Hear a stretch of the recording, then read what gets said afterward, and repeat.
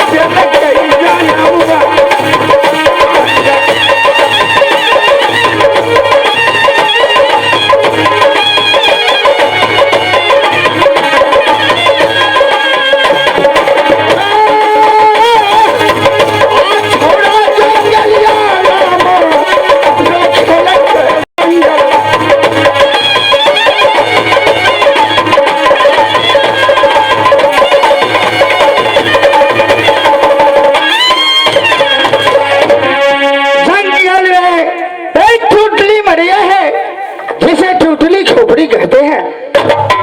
उसी टूटली खोपड़ी में मां सुषमावती ने मुझे जन्म दी है।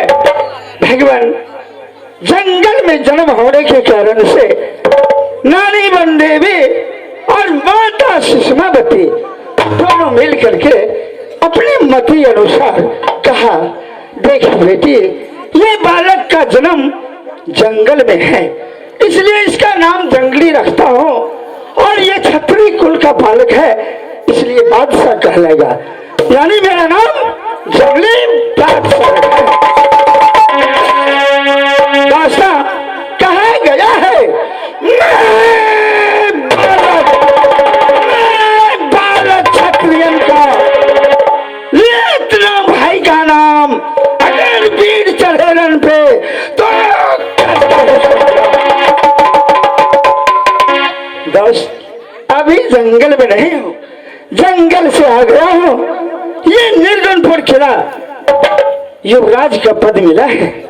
क्या बताऊं, जिस दिन से हिरनी वन जंगल से ये निर्गुणपुर किला में आया हूँ, हमारे अदालत का क्या समाचार है कोई पता न मिला है। चलता हूँ अपने अदालत, देखता हूँ हमारे अदालत का।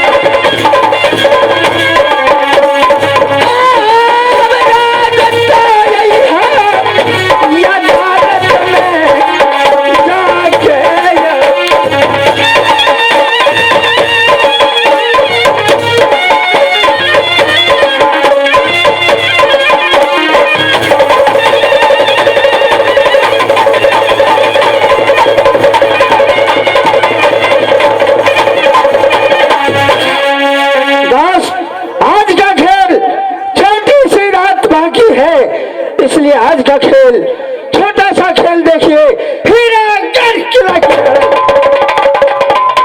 फूला विवाह, हीरागढ़ की लड़ाई, फूला विवाह, जिसमें हीरागढ़ का रहने वाले दो भाई का भैयारी नाम पड़ता है लोहा सिंह और पत्थर सिंह। कौन? लोहा सिंह पत्थर सिंह। रुक जाओ, लोहा सिंह पत्थर सिंह और जंगली का संग। अब देखिए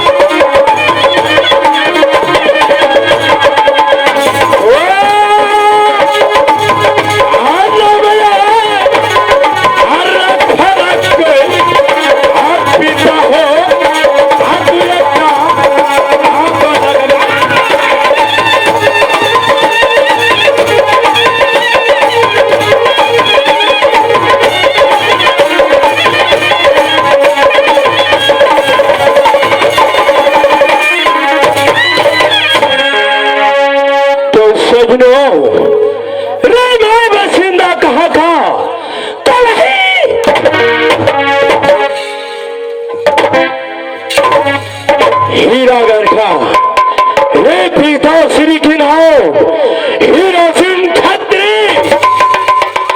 उससे जांगी दो पुत्र और एक पुत्र पैदा लिया। कहा? तो हीरागढ़ में। दोस्तों और सजनों, उतना ही नहीं, मेरा नाम ने पिता श्री रखा लोहा सिंह, मुझसे छोटा भाई का नाम पत्थर सिंह, मुझको छोटा बहन का नाम सत्य।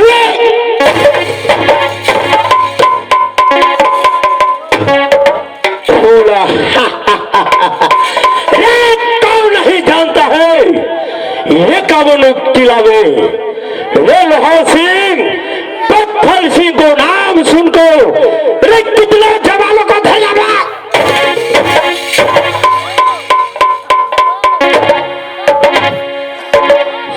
सजनो ये एक से एक पलटन खड़ता है कहा तू मेरे दरबार में साला रे खाता है मेरे पास जाके सोता है नीमक हराम नीमक खोर अपनी बीवी के पास।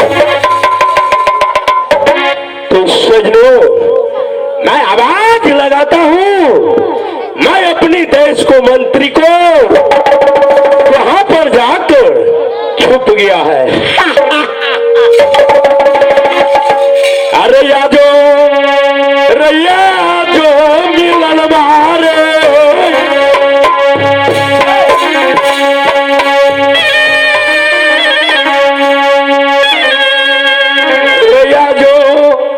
रैया जो रे मिलना अरे हमरो बगल में आप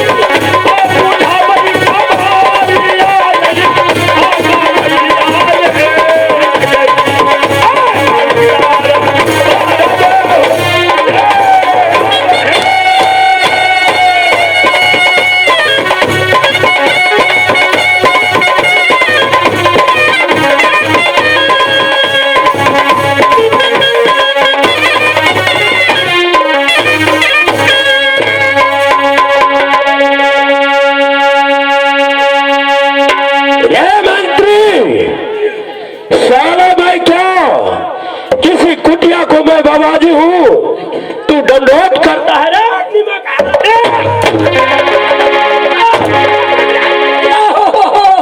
हमारा डाकू है।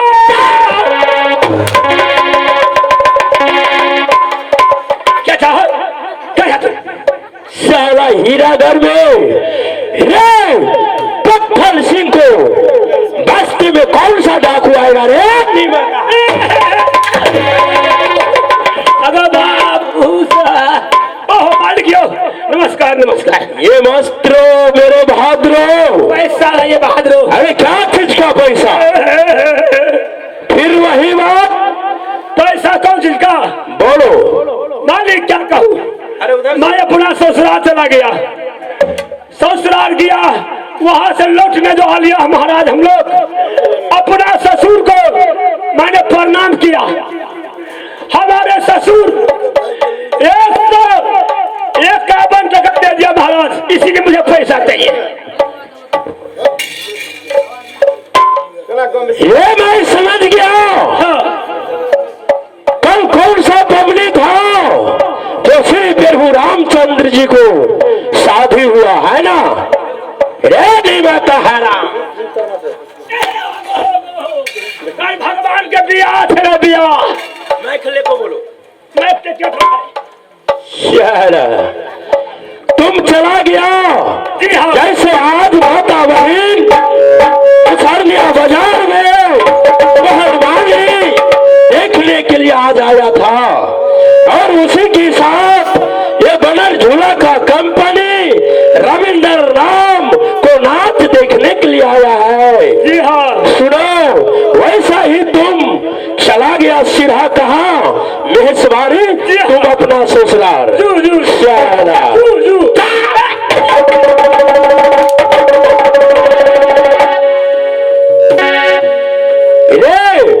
जब तुम नाच करने के लिए आया वहां से लौट रहा था तो तुम ससुर को गोर लग लिया। अरे तो दुनिया में रीत है रे मंत्री, मगर तेरा ससुर तो सही में था, इसलिए पैसा दिया होगा। साला मैं क्या तुमको ससुर लगता है रे?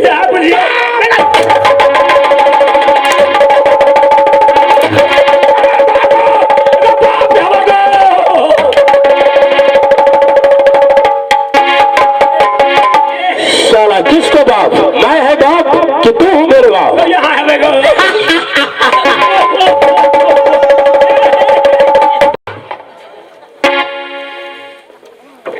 मंत्री मारा जी पे दरिया मार।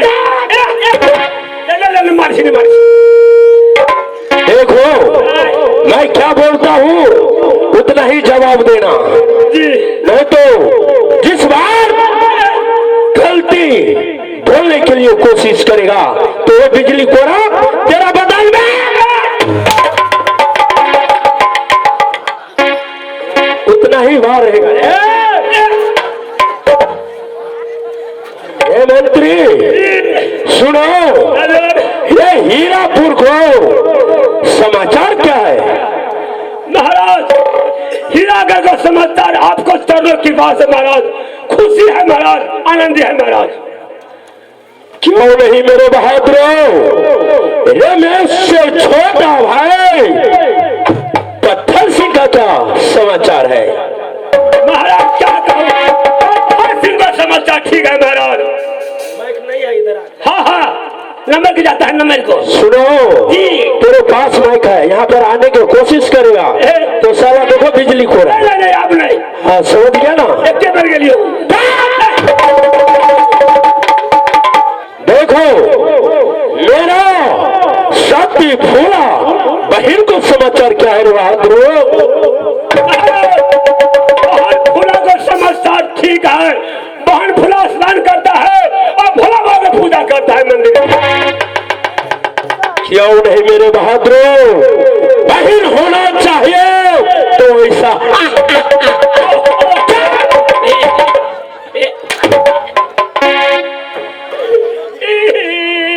क्या हुआ रे बहादुर? मारे जी भितरिया मार चाप दे।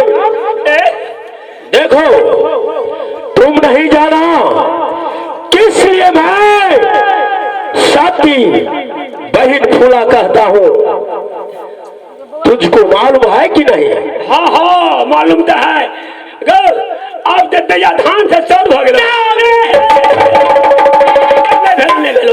इसलिए मैं हीरा सिंह छत्री को तू बालक एक पुत्र पैदा लिया हो, मगर सत्य इसलिए कहता है हे मंत्री, उसको शादी वैसा ही नहीं करेगा, पर बच्चा नहीं रचन रखा हो, क्योंकि रे देश देश को कैसा वीर है जो मेरा खंजर मेरे हाथ से छीनेगा, उसी के साथ मैं उस दिन बहन फूला को शादी रचाऊंगा। ये बात मरवा बहन के ब्याह कर ली।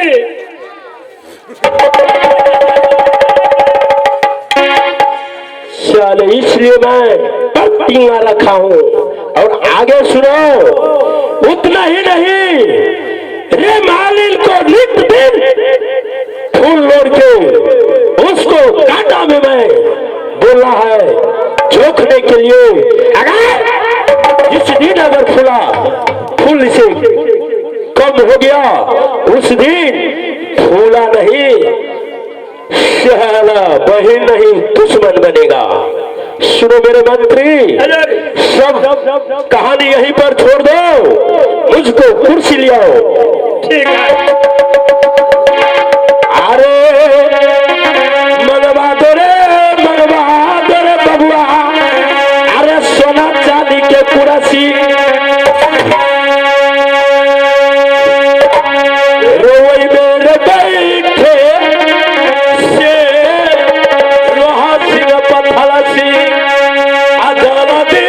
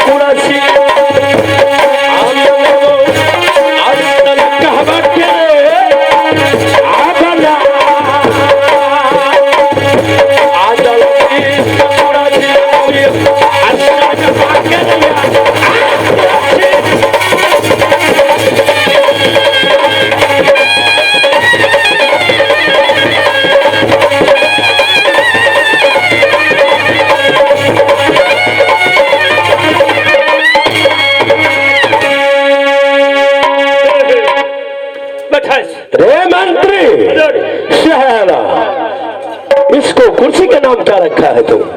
कुर्सी को काम रखा क्या है महाराज? फोल्डिंग सीट, 2 आदमी फिट। शहरा, ये कुर्सी तुम कहाँ से ले आया? महाराज क्या कहूँ, ये कुर्सी आपको खोजने में बहुत टाइम लग गया महाराज। वो न सिरहा में मिला, न राजविराज में मिला, न नहाल मेरे कल्याण आगे वो दारू पुण्य में मिला। क्या शाला, अरे सिरहा चल गया इस कुर्सी लेने के लिए, वहाँ नहीं, वहां पर नहीं मिला, वहां से तुम सप्तरी चलाया।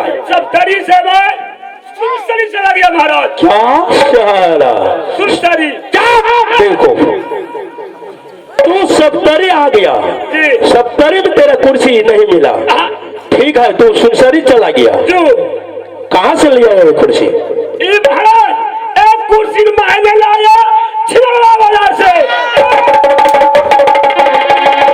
शाला, इतनी माता बहन को दरबार में बोलता है, देखो कि सोच समझ के बोलो। रे मंत्री, इनरवा बाजार बोलो। मालिकी नरवा यही में गई नरवा। कहलियो मेरे बहादुरों, इसमें कौन कौन बैठ सकता है? महाराज इसमें बैठिएगा आप और उसमें तुम्हारा बाप।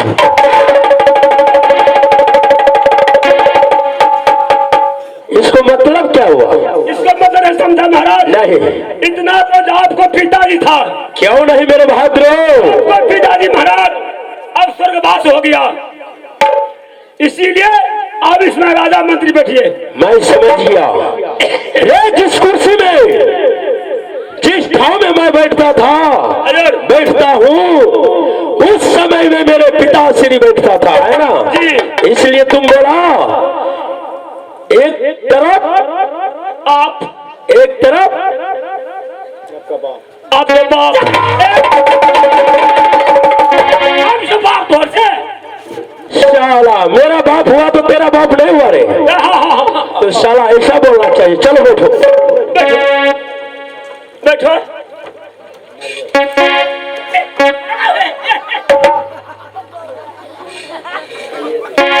वही बात भूखा लगी।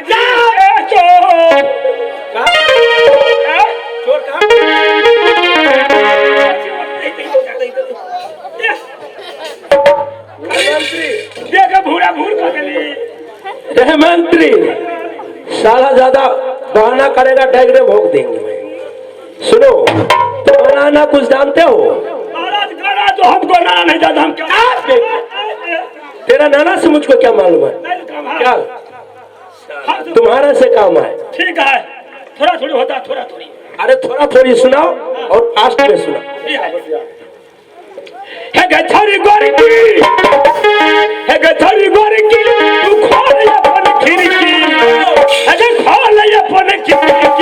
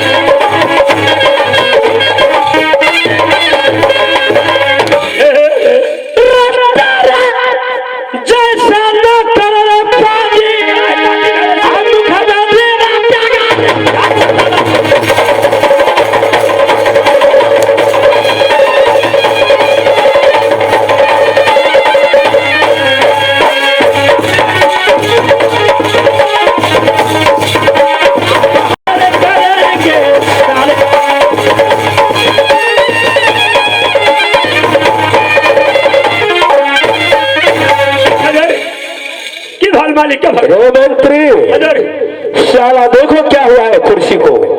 तब मेरे दासादों को क्या हुआ है? महाराज अब तो 4 आदमी सीट हो गया।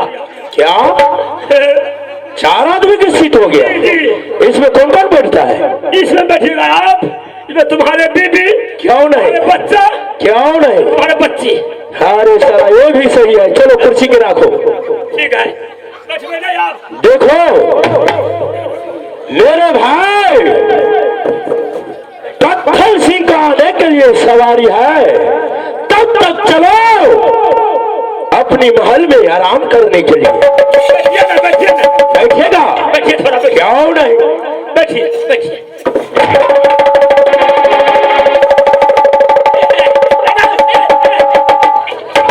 मालिक कुर्सी का सरिया छे आ यहाँ धसा। अरे बोलना चाहिए ना साला।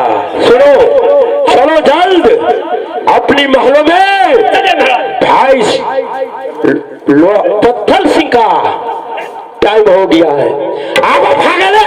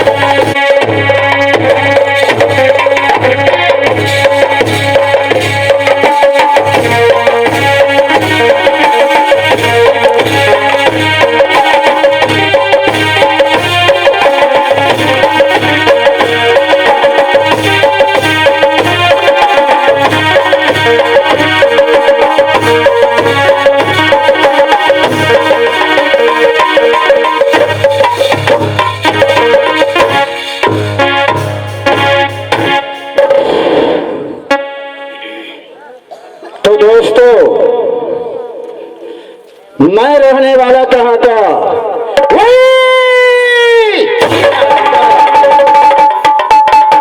मेरे पिताश्री का नाम पड़ता है राजा हीरा सिंह छत्री। उसके जंग से पैदा 3 बालक। मेरे बड़े भाई का नाम लाला सिंह छत्री। मेरा ही नाम पड़ता है पत्थर सिंह छत्री। उससे छोटी बहन की नाम भोला कुमारी बहन। एक समय की बात है, मेरे भाई लोहा सिंह ने कहा, भाई एकावन किला में जो हीरानगर में कोई चढ़ कर आएगा साले को सरकार में काम दूंगा। लेकिन भाई पत्थर सिंह कैसे मैं जोधा बनूंगा? हीरानगर किला में उपाय लगाना चाहिए। मैंने दोनों भाई चला गया कहा? तो भोले शंकर का मंदिर में तपस्या किया। 6 मास तपस्या किया मंदिर में। भोले बाबा ने बहुत प्रसन्न होकर के दोनों लोहा सिंह पत्थर सिंह वर मांगो। मैंने बहुत आसानी से साथ ही भोले शंकर मुझे ऐसा वर दीजिए प्रभु जो कि मैं जिस कहो मांगो तो मांग लिया मैंने। जो मैं हीरानगर में अचल मेरा राज रहना चाहिए ताकि दोनों भाई लोहा सिंह पत्थर सिंह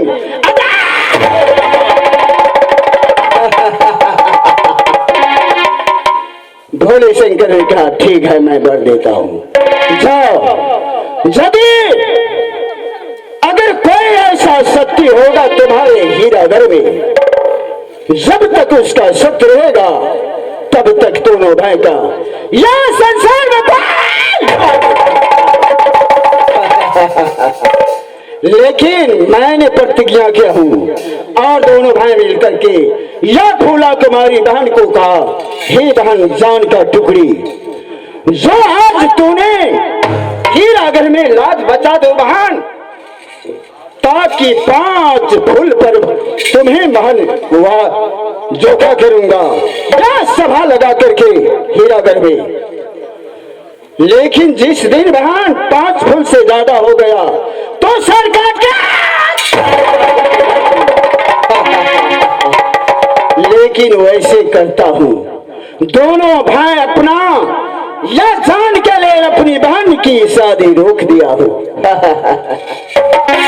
भाई लोहा सिंह के कारण, जो भैया लोहा सिंह कहता है पत्थर सिंह के, उसको वचन को पालन या पत्थर से करता है।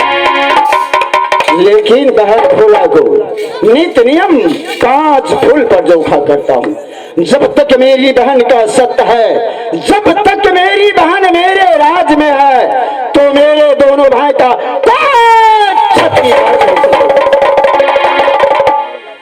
लेकिन भैया का शब्द, अब प्रेमी भैया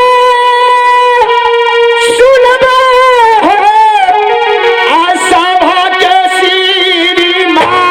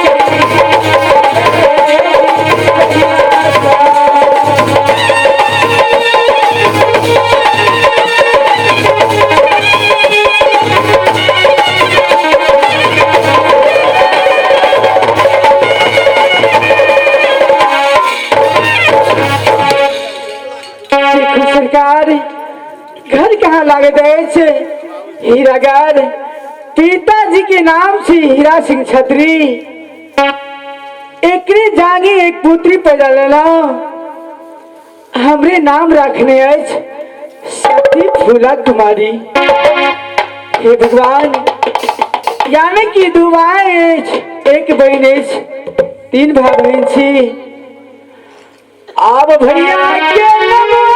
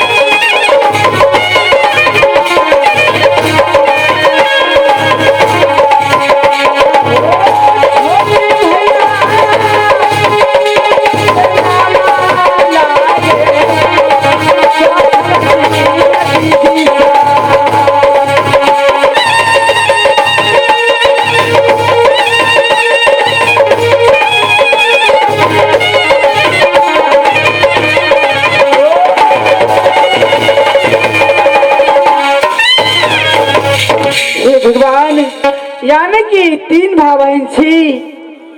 बड़े भाई के नाम छी लोहा सिंह और छोटे भाई के नाम छी पत्थर सिंह। सबसे छोटी बहन छी यानी कि माँ पिता भाई बहन सब मिला के हमार नाम रखने आए सती फूला कुमारी। हे भगवान यानी कि 12 बरस से हम माता दुर्गा के माँ बन देवी के आत्मा छानने छो कि हे माँ जब बार दिया कि जंगली बादशाह और दूसरा कोई पुरुष नहीं माँ। बड़े बड़े योद्धा बड़े बड़े विदोष सब आवे यानी से हीरा सिंह में, लेकिन कोई भी योद्धा के कोई क्रो भी अभी चढ़ा नहीं चला जाए यानी कि हमारे भाई छी लोहा सिंह पथल सिंह बहुत बदमाश है कोनो योद्धा के यहाँ चढ़ा नहीं चला दे भगवान।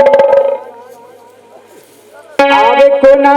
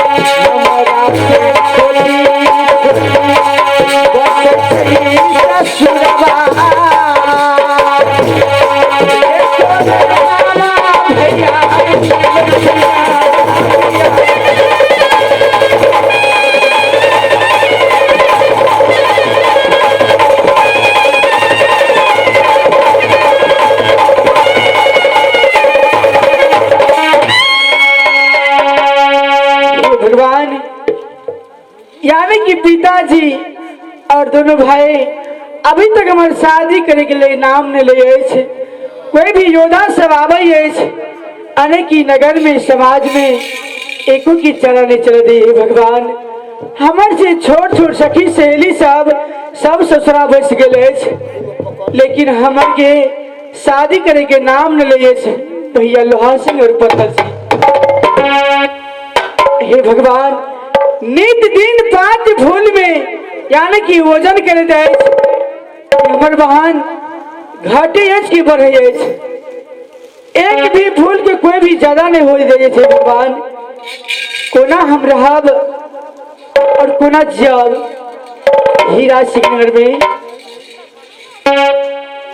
आव कोना यही रहा बई गए सा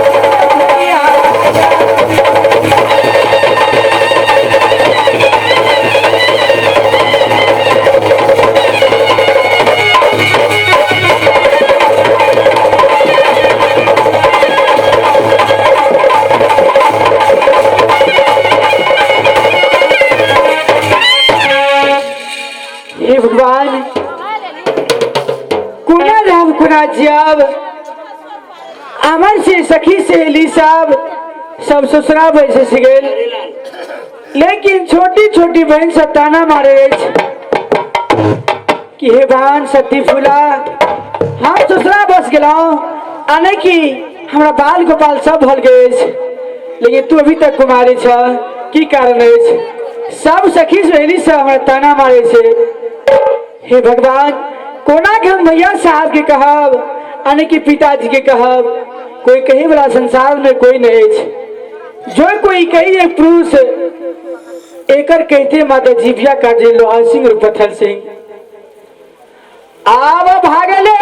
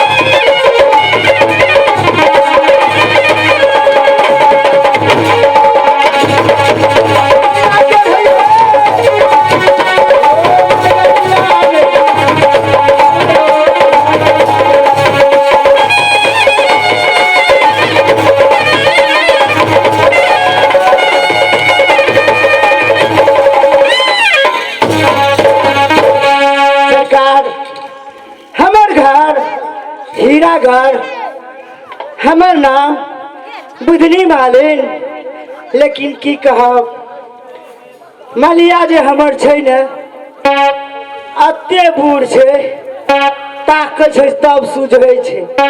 आ लड़े छे ते अने माथे ते जाय छे ओने माथे। हम ओकरा तर में छिए अखे तो कहब तो की कहब। आ जहिया सियल छिए तहिया से वही ना छिए। एको बाल बच्चा के नाम नहीं छे, एहन मलिया छे बूढ़, की करबे ओकरा तर में आब रहे पड़ते हमरा। ताहि दुआरे से की करे छिए तो हमे छिए फूला कुमारी के मालिक, हीरा सिंह के मालिन छिए। सब दिना जाके बाग में फूल लोढ़े छिए, हीरागढ़ जाय छिए हीरा सिंह के दरबार में।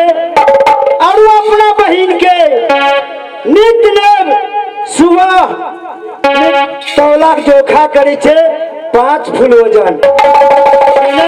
तौला का के हमें या माइल संगे गुजारा करे छी। कहाँ चलबे जाय छिए मलिकान लग जेबे न तो सीधा टका पैसा देते तो दुनू गोरे गुजारा करबे ना। ठीक छे जाके फूल लोढ़बे आ जाके मलिकान लग जेबे।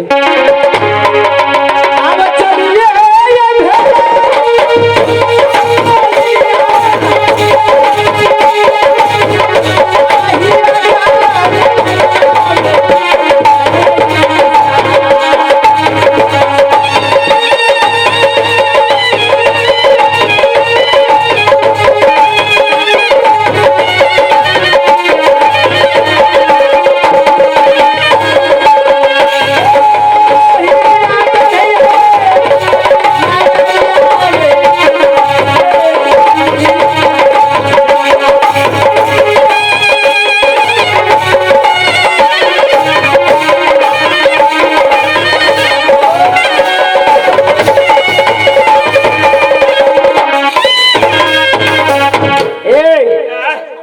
लकवा मार देने यहाँ बात है धोती छुआ लकवा वाला टुनकी वाला है, लादी वाला दोला वाला है। 67 मोगी 67 गाय बटमुन सागर की कते का कर लो कते बहुरिया के बदमाश है। मसूर में खते का टेंशन हो मोगी कमा के लाभ दे छै यहाँ खाइ छिया बैठल बच्चे खाबल लकवा मारने रही आना ना लड़ जाना कहियो सेवा ने बता सकते मार ढोल की देखिए भाई साहब कते मार खेलिए ने छिए आय अते मार ढोबनाई कहियो मार ढोबे छै कहियो ई खाली ओय अंगना तेलिए थी के फूल रहे छिए हमे आ बात बुझे छिए यहाँ की सब दिन आ जाय छिए बाग में आबै छिए हमरा पैर नहीं दुखा छै हमरा सेवा क्या दिया ने अहाँ के ता रहा बात कठिन छै केना कठिन छै तू तोरा सेवा करिए तो तो टनगर रहे छी आ हमरा ओते मैं धोबे छै टांग हाथ पकड़े छै नेंगड़े छी कहीं लखवा मार दे छो का हमरा जे लखवा मार दे तो गांव समाज के लोग तो नहीं कहत केना कहत ई मौगी शराब है त मुनसा के शराब पड़ले त मुनसा पड़ ले मौगिया के शराब पड़े छै पर ए हम ही शराब पी तोरा खंड करे जभी ने तो हमरा नीक हेते ए मुसानिया में खोज के बुझा गई देखी जी बाबा हुलकी के बारे में करे के मुंह दिखा के विधि के लिए आवाज वो करे तो एक बाबा के मौसी हेबे हम मौसी अभी ए बाबा के मौसी जी बाबा के मौसी जी अब सादा है बाबा हमें अरे सुनू ना क्या टाइम भा गेले बुझलिया भोर भेल जाय छै त हमरा त बागो जा पड़ते ना फूल लोढ़े पड़ते ना त की कहे छै यहाँ फूल के माला ताला बना देबै आ भोर के लाके चल जेबै हेते ना हेते चलो चलो अहाँ के हम ताबे खाना बना देब अहाँ हमरा फूल के की कहे छै गुथ गाय देब चलो बढ़िया यहाँ खाना खाब हम चल जेबै हेते चल हेते ना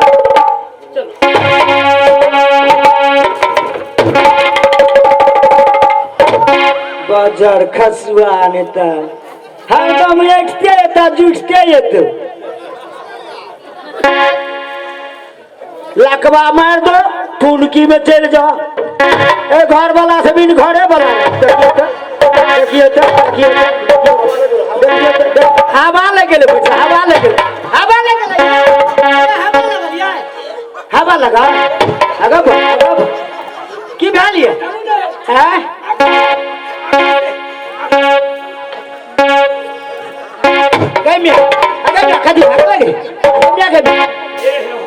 ठीक बेहाल मेरी वाली तरह के हमरा शराब ने दे नकली टटकी भागलो कदा से दवा दारू करबी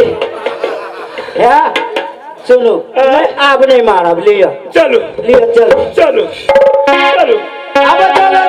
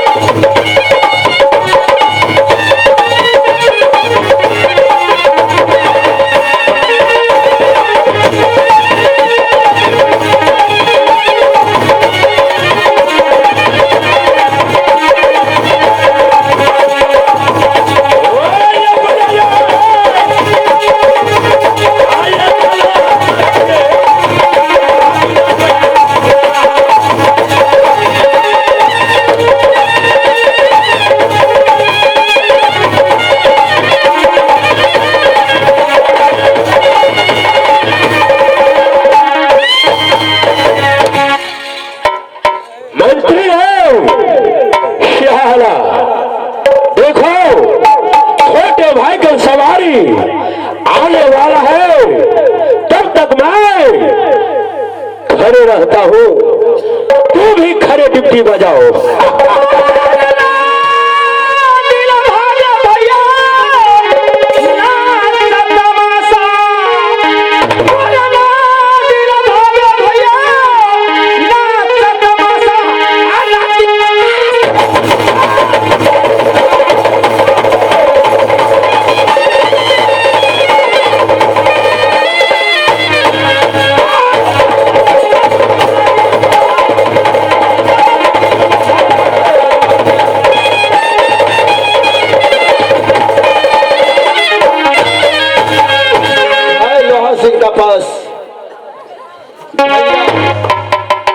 करना ये वस्त्र मेरे बहादुरों, छोटे भाई बोलो तत्फल सिंह।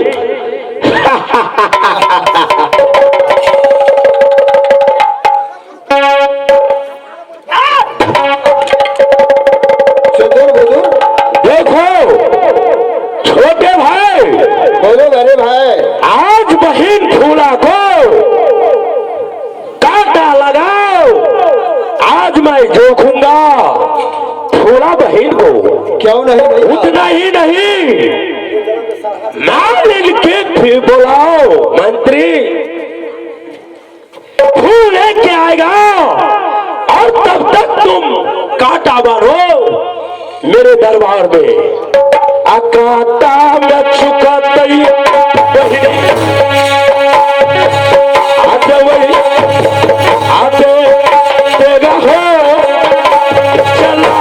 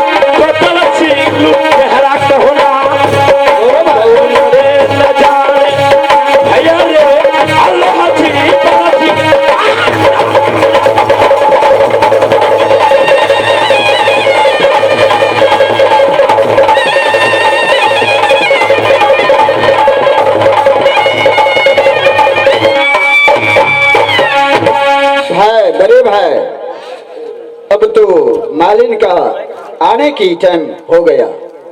और मालिन भी फूल लेकर के वापस आएगा। बहन की खबर तो लेकर के गया मंत्री। तब तक छोटे भाई, बोलो बड़े भाई। डर मत करो, चलो कुछ देर मैं देखता हूँ मालिन आता है कि नहीं। उसके बाद फूला बहन को बुलाऊंगा। चलो लोहा सिंह पत्थर सिंह का बहन है, लिख दे उसको कांटा लगा को मैं जोखता हूँ। आज तक मेरा बहन सत्य है, सत्य रहेगा।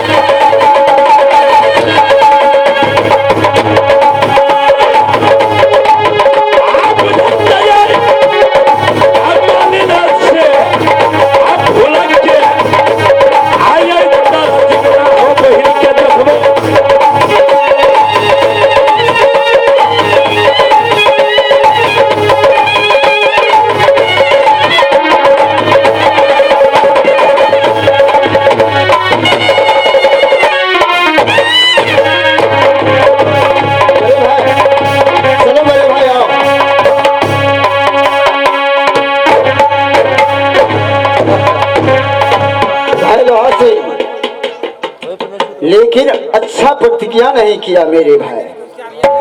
अरे सुपुत्री बेटी है हीरा सिंह का हीरागढ़ में, लेकिन भाई लोहा सिंह अपने बलबूता की और कारण मेरी बहन को कुमारी रखा है, लेकिन बेच तो बहन को बुढ़ा गया। लेकिन जो दूल्हा आता है हीरागढ़ किला में, साले को सर काट करके या सिंदूरी में टांग देता हूं, केवल भाई लोहा सिंह के डर से। क्या करूं, उसका नियम चलते हैं हीरागढ़ किला में, इसलिए मैं अपने भाई लोहा सिंह के कह नहीं सकता हूं ये बात। फिर भी देखा जाएगा। क्या रे मालिन कहाँ आया?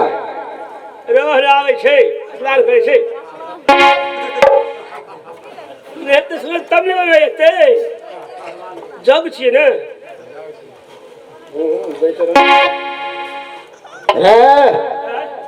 ठीक करो कटा की झूसे छे झूसे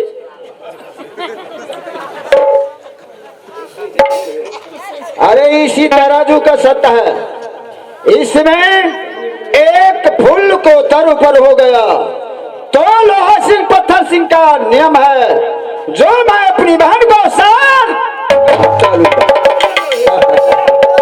जब तक मेरी बहन का सत्ता है तब तक यह कावन किला में कौन।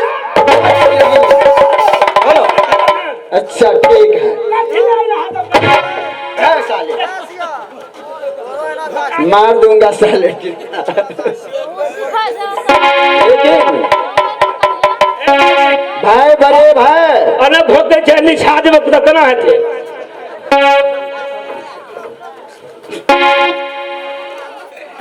सुनो मंत्री, कांटा लगा दिया, आवाज करा फूला बहन को। फूला ठीक है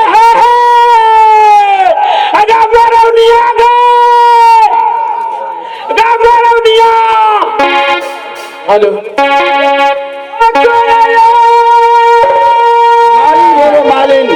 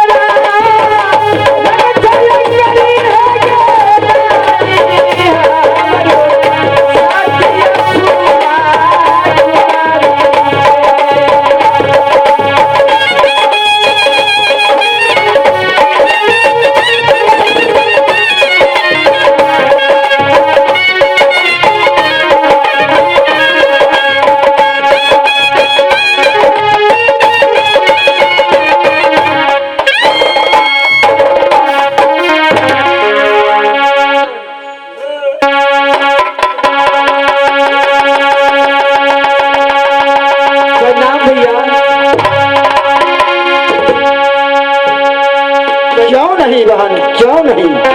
ऐसा मेरी बहन होना चाहिए जो कि संसार में नहीं है। इसे बहन को मान मर्यादा तो रखता है मेरी बहन। बहन, हाँ भैया। क्यों नहीं बहन? एक तू शान है, अपने भाई का जान भी है बहन। इटावन किला का शान है बहन। तूने अपने भाई का लाज बचा करके या हीरागढ़ किला में रखे है। लेकिन आज मेरी बहन फूला कुमारी ये भरी महफिल का अंदर तू अपने भाई लोहा सिंह पत्थर सिंह का लाज बचा दो बहन। भैया ठीक है भैया, यानी कि दोनों भाई छा, हम छोट बहन छी। जे चीज में तू ना करी छ भैया, वो चीज तू ना करे के लिए हम तैयार छी भैया।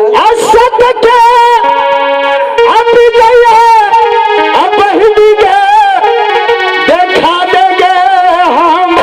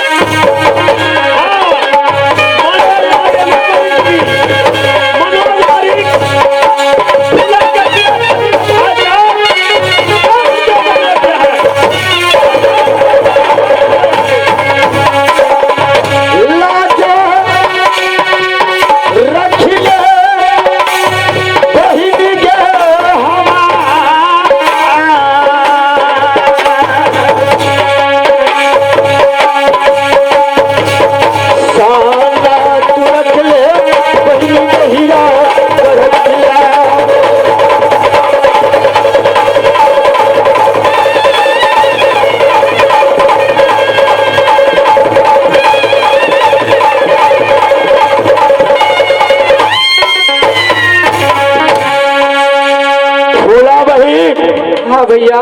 क्या पत्थर सिंह लोहा सिंह दो भाई है तुम्हारा, है कि नहीं? हाँ भैया जी। देखो इस बस्ती में दुनिया में कौन नहीं जानता है कि लोहा सिंह पत्थर सिंह को बहन फूला कुमारी शक्ति फूला है। हाँ भैया। ए बहन, वैसा ही लोहा सिंह पत्थर सिंह को इज्जत बचाना रहेगा। तेरा उम्र 1 साल बरस जिएगा बहन। हमरा में कोई चीज की कमी नहीं है भैया, तो कौन चीज बचाते ले चाहे वो चीज बचा देले हम तैयार छी भैया। क्यों नहीं बहन? रे बहन होना चाहिए दोस्त। ओ भाई पत्थर सिंह, मालिक को बड़ा के लिए आओ। अब जल्दी से आई अभी हो गए अमली आ गई तू हीरा हीरा यही गारा न करा दो।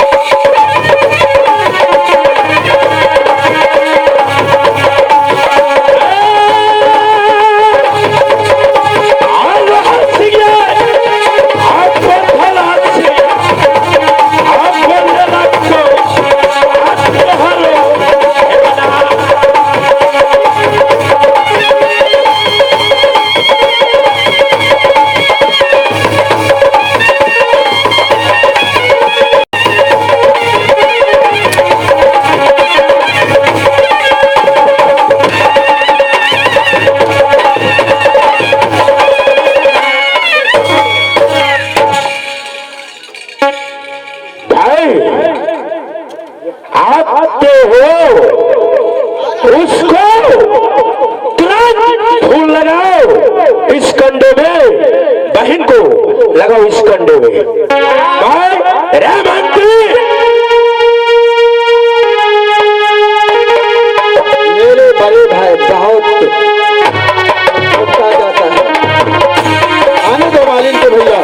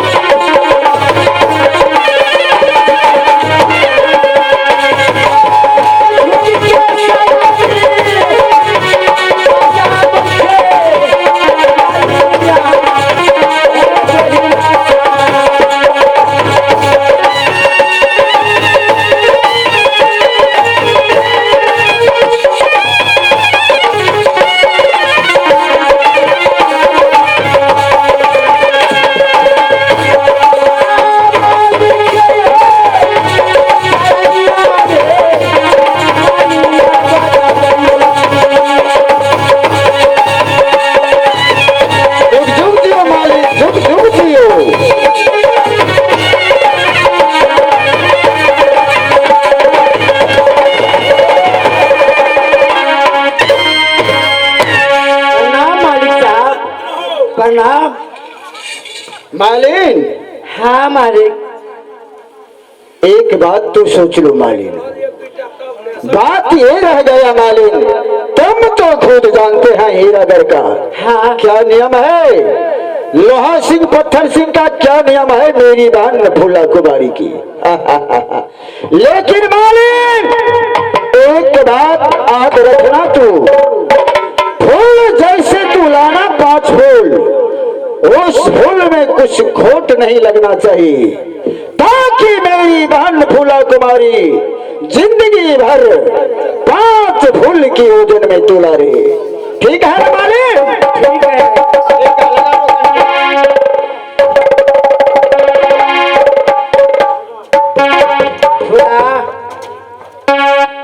मिलकान सुन लिया, हमारे ने कहा सब दिना तोर भैया 5 फूल में सुबह में वजन करे था, लेकिन हमरा एक रति गड़बड़ी भ जेते फूल में ता हीरागढ़ में जान नहीं बचते, बुझलाक ने।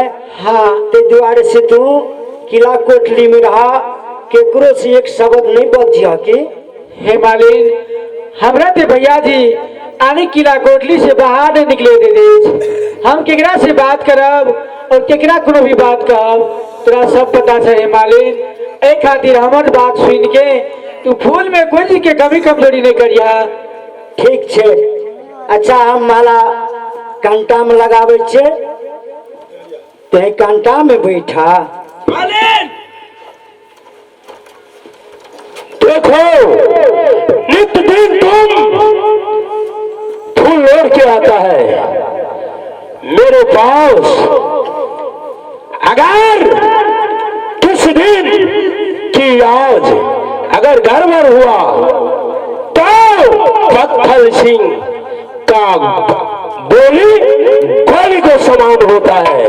चलो लगाओ रे मंत्री, देखो इस कट्टा में अगर कोई गड़बड़ होगा अपनी माई की औलाद मंत्री,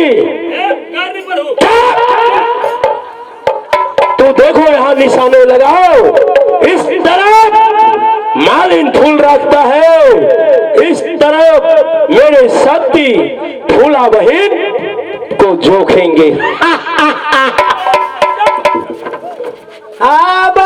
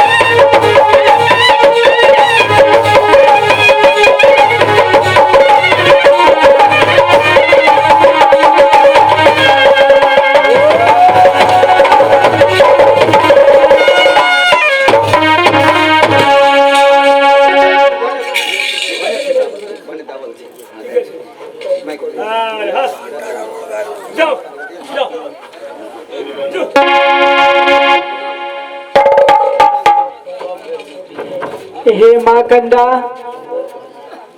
फूला बेटी की रक्षा करिए। हे माँ, हमारे में कोई कसूर नहीं है, यानी कि लोहा सिंह और पत्थर सिंह भैया बहुत चंडाल है, कोई कसर निकल जाए तो लोहा सिंह भैया सिंह मार मार के चमड़ी फाड़ दे भगवान। ठीक है आई दम्मा बाचा भी है गे मैया जी।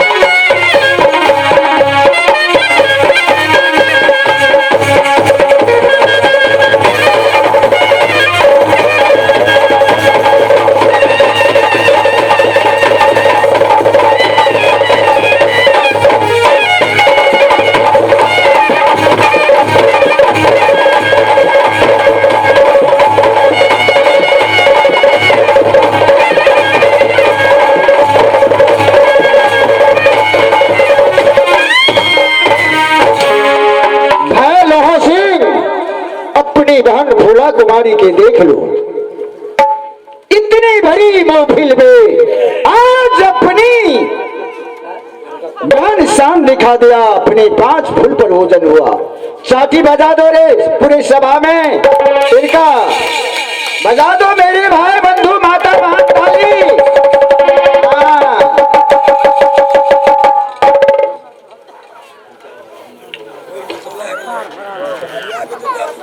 मंत्री और भाई पत्थल सिंह, रे किसका बहन है? तो लोहा सिंह पत्थल सिंह। आज काटा में मेरा बहन फूला जैसे सत्य बुलाता है वैसे सत्य है। आज गजू आजा थी यही के बहन आहिरा का नगर में।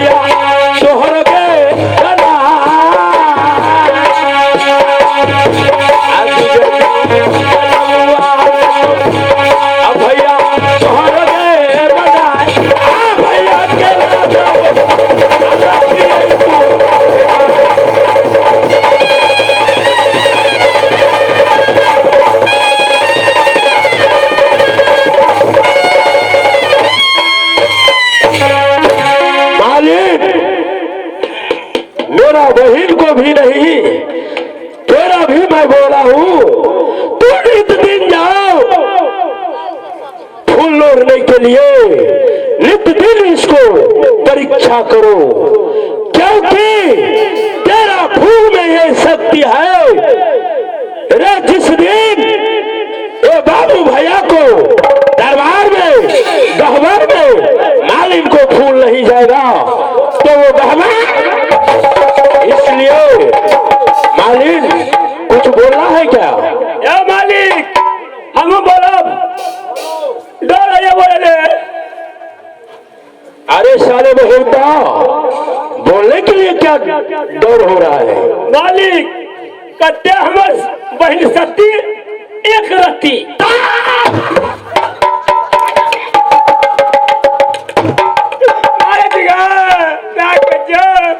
देखो मंत्री, एक रत्ती नहीं मेरे फूला बहन बहुत बड़ी। महाराज वही बात बड़ी सत्य हमारे तीनों भाई के बाद जिंदगी में बनती। शाबाश मेरे बहादुरों।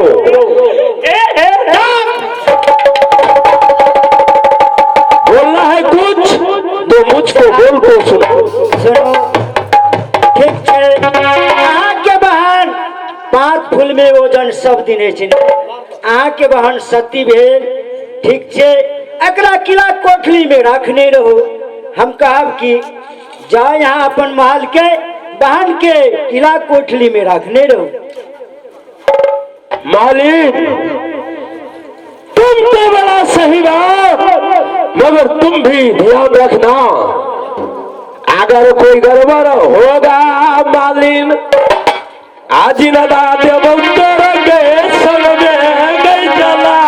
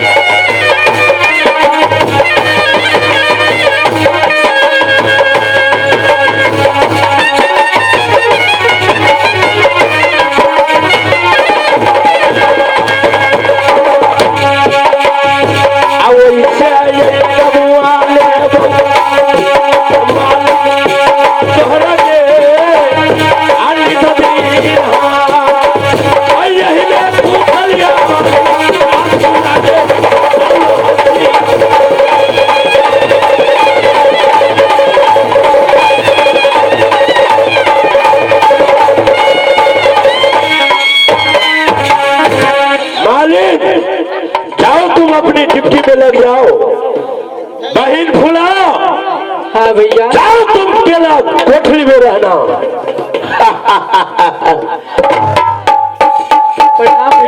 रहो वही बहन है तो ऐसा छोटे भाई बड़े भाई चलो हम दोनों भाई अपने महलों में आराम करेंगे। अब भागना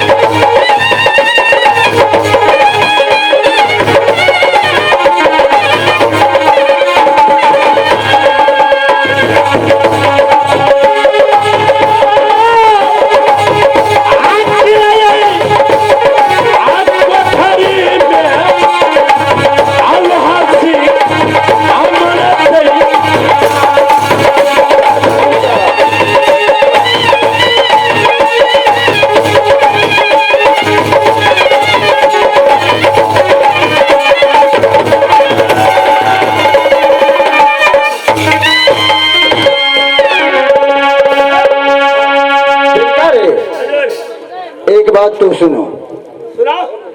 भाई हमारा जो है बहुत इसलिए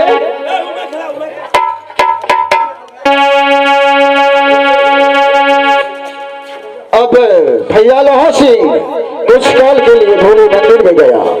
चलो भोले बाबा की मंदिर में दर्शन करूंगा, उसके बाद देखा जाएगा। मेरी बहन फूला कुमारी अपनी 7 फुट झरोखा में बैठ गया। अब कोई बात का चिंता नहीं है। हीरागर में कोई दुश्मन चढ़ाई नहीं करेगा। अब मैं सोच लिया हूँ, मेरे दो भाई से बढ़ करके आगे कोई नहीं है हीरागर में। अब रास्ता पकड़ना ये चलिए, बबुआ, यहाँ तू किधर तिरका जल्दी चलिए बबुआ।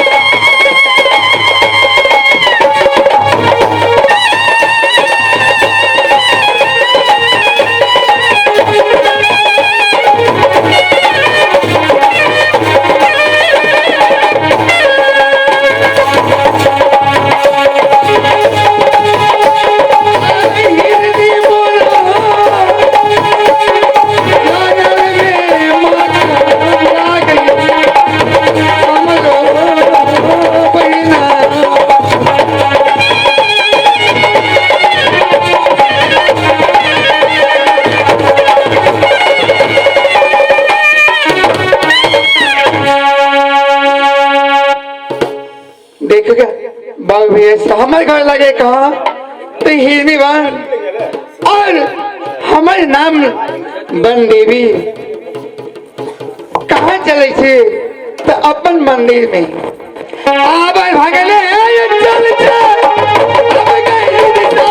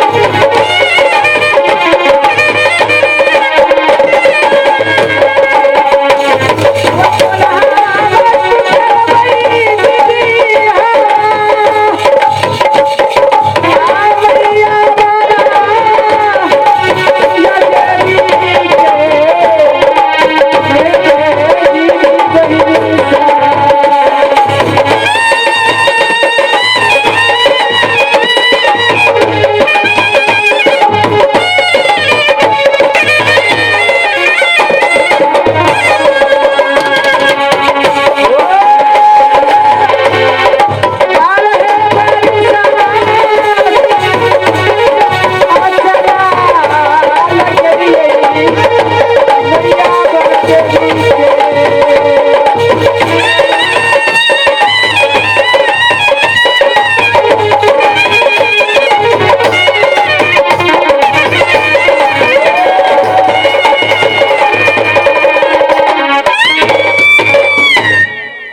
भगवान 12 बरस से अन्न की पूजा हम करे छी माँ बन देवी के। हे माँ बन देवी यानी कि बार दिया तो जंगली बादशाह दूसरा कोई पुरुष नहीं है माता। माँ की इच्छा की है यानी कि प्रेम के चंडाल है लोहा सिंह पत्थर सिंह भैया जी घर से बाहर नहीं निकले दे रहे। कोनो भी महिला है या पुरुष है केहू की शकल नहीं दिखे ना हम केहू से कोनो बात करब केकरा कोनो भी बात बताब। एक माँ बंदेवी आशा रखने छी। हे माँ बंदेवी हमर बात तो तू ही लगता बुझे ऐ खातिर 12 बरस तोरा हम पूजा करे तोरे पास रखने छी। हे माता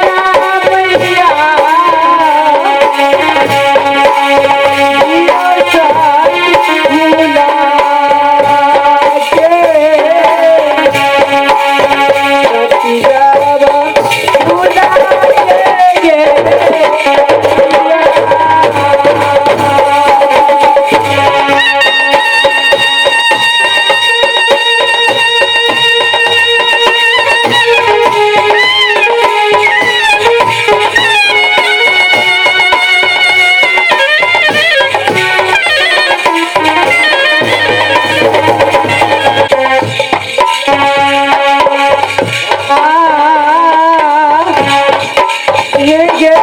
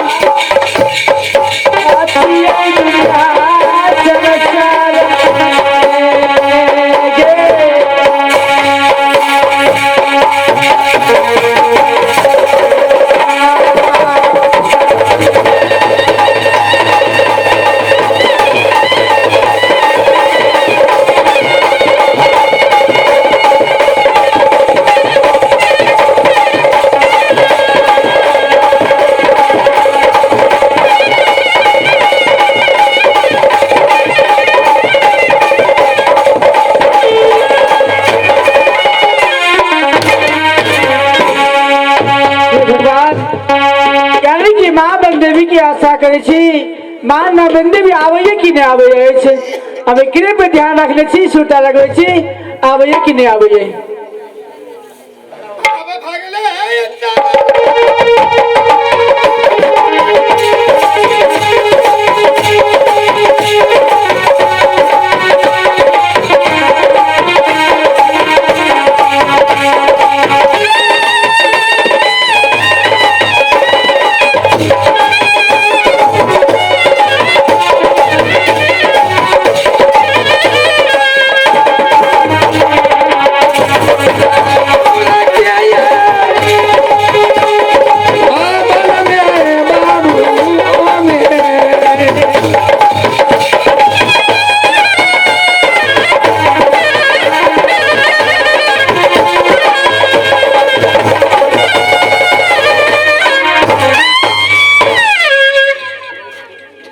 बेटी फूला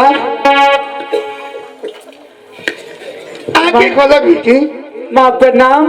जगदिया की कारण तुमने याद केला? हे माँ बन देवी। हाँ बोलो बेटी।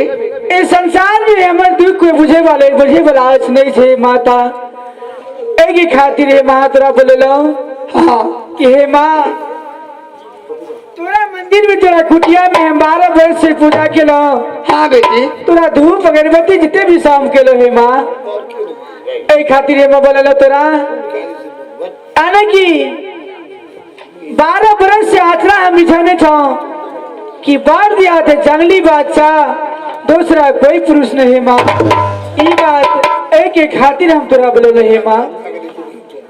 बेटी फूला तू चिंता नहीं करो जय पुरुष का तुम 12 वर्ष से आचर बांधने छो हाँ माँ तू पुरुष की तरह अवश्य मिला। अच्छा माँ हम तोरा वचन दे तू दिल में भरोसा करा 4 दिन के अंदर में कि वो पुरुष तोरा दर्शन देता। ये बात सच के छ माँ। हाँ ना माँ सुहागवती रहो। हे माँ ये बात सुन के बहुत खुशी लागल माँ कि तोरा खातिर हम नित दिन सुते तो बैठे हम तोरे नाम से जे माता ए खातिर ये बात कहला बहुत खुशी लागल है माँ। हाँ बेटी।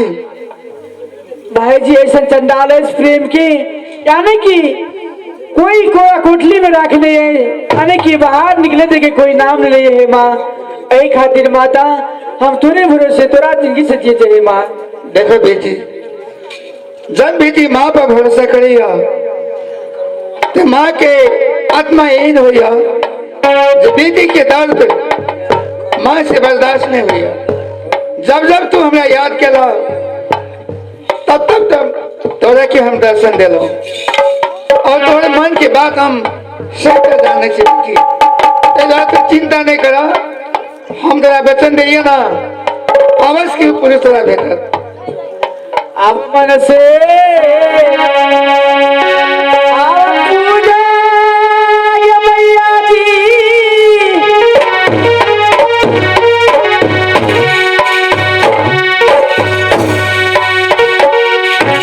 आगे चलो हवा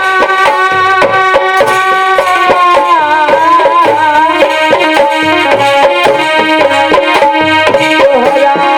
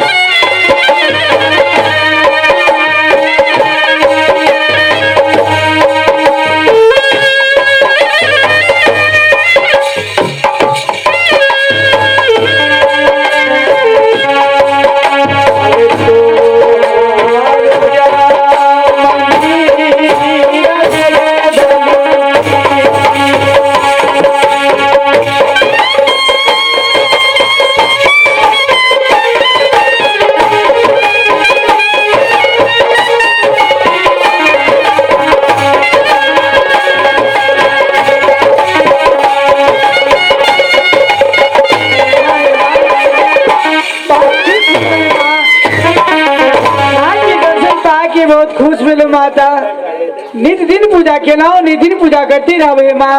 ये बात सुन के बहुत खुशी लगल है माँ। आवा भागले ये चले